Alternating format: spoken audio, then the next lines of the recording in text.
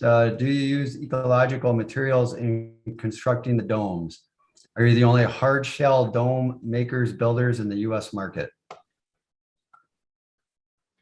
We use as much as we can and as much as the customer wants from a cost standpoint. FSC lumber, that's Forest Stewardship Council approved, or let's say they go into forests and they go to the lumber companies, and usually they're working with them to certify that their plantation or their forest is going to be managed properly, and they're using a 40-year cycle. Where they want to clear cut, that wouldn't be certified. So they don't clear cut, they replant. They're taking certain trees in certain areas depending on the species that you're dealing with. We can get FSC certified plywood. It's at a real premium these days. However, the plywood that we do have has a very low formaldehyde content, if any. I've heard, and we can't really prove it, that Minnesota does not allow plywood in Minnesota to be sold with formaldehyde in it. But no one wants to say that their plywood that they have is totally formaldehyde free. We just haven't heard that as a selling point from the Georgia Pacific and everybody else that's selling plywood. So I don't know that, but I do know what was high formaldehyde content stuff is drastically reduced. We do not use particle board, chipboard. That has a very high content of glues to it. And those glues, I don't want to say that they're bad, but I want to say that they're going to be definitely more off-gassing from that. Plywood will release its moisture if it gets wet. OSB wafer board doesn't. Its layers of glue stop that, and it traps moisture in itself. I used to have some samples until somebody, I'm not saying it's Tessa, but I think it was one of our cleaning people, saw this board that had this growth happening on the wafer board, and that was attached to some plywood below it, which was in fine shape, but the wafer board had these spores growing on it. I finally found the pictures recently. I haven't given those to Tanner to put on our site here. I should. So it is of concern to us. The lumber that we're using for the struts is 2x8 select structural southern yellow pine. It's a very dense wood, as dense, I think it's denser than #1 Doug fir.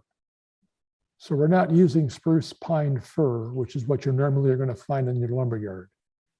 We're using that. So when you buy the materials from us, first of all, it's extremely high grade, but then secondly, we're trying to reduce any kind of toxicity on the interior. The material that you see on the walls and back of me, that's our standard spruce paneling. It's not pine, it's spruce. It's coming out of Montana, Wyoming, Idaho area, when the mills produce it. That's the other part of it. But we haven't switched to any other wood. We don't recommend, and this does not have any sealant, anything on top of that wood on the inside. There's no reason. The wood that you see along the window with the sunlight, it looks brighter now because the sun is on it, but it's the same color as this. This is 15 years old. This was done in 2005 to 2006. So we're talking a long time. The dome that Derek is in has a white stain on a non-toxic white stain with 2 coats of a non-toxic no VOCs sealer on top of it to maintain the whiteness of it. It blends with the tone of the wood coming through. What you see in back of him are 5 different panels, right where this head is positioned. There's a white panel there that is plywood that's been painted white. So if you want a white interior, that's one of the ways that we can do it. To the right of that is cedar with a clear coat. Again, a non-yellowing, zero VOC, I believe, non-toxic sealer. The panel rotating around clockwise below that is cedar without a seal coat on it, which is lighter and not as glossy, not as shiny, and some of the green isn't coming through as much. The other ones are hard to see, but it's spruce paneling without the stain on it. I think we got a birch too, don't we? Oh, the birch one is on there too. Is that the one on the bottom part? You can't really see it well. Yeah, I'd be on the bottom Yeah. right, I guess, as you're looking at it from the screen. And the birch one is FSC lumber out of central Minnesota. There's a county in Minnesota where they've called in the Forest Stewardship Council and have most of their forests certified because they are trying to grow them ecologically sound. So yeah, there's a lot of things that we offer, that we talk about, that we show. The insulation that we use is no phenolic resins, no formaldehyde. We do advocate for spray foam, and there is a new spray foam out there. Again, the name is gone, but it's natural.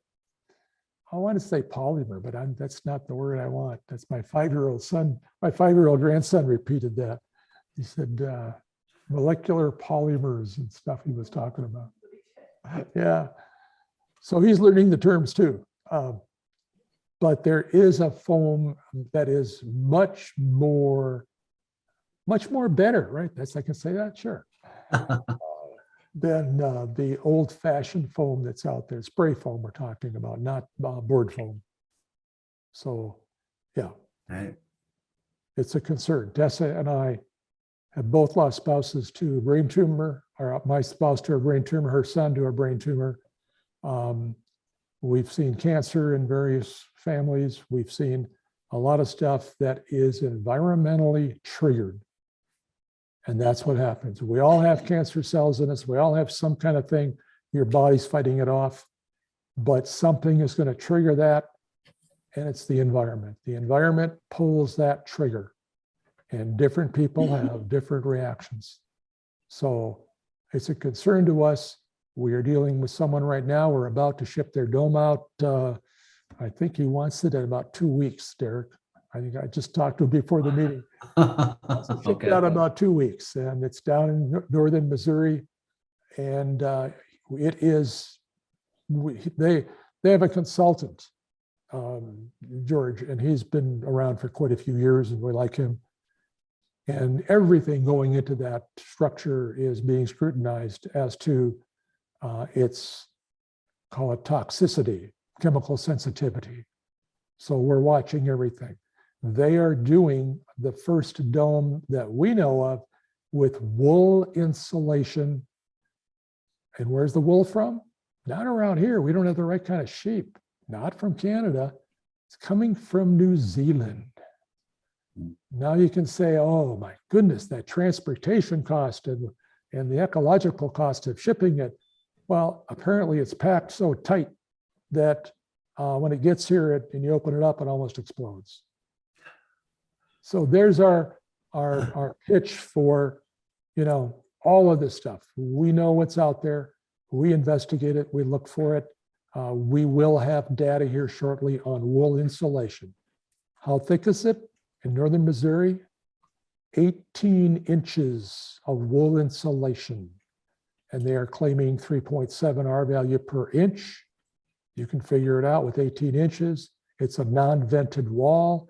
There is a scrim on the inside of the struts, and they blow that wool insulation into the cavity. So it's blown wool insulation. When you order it, they send you the blowing machine for rent for using it and blowing it in. So we'll have a whole series of stuff on that sometime in the near future. Probably this summer sometime.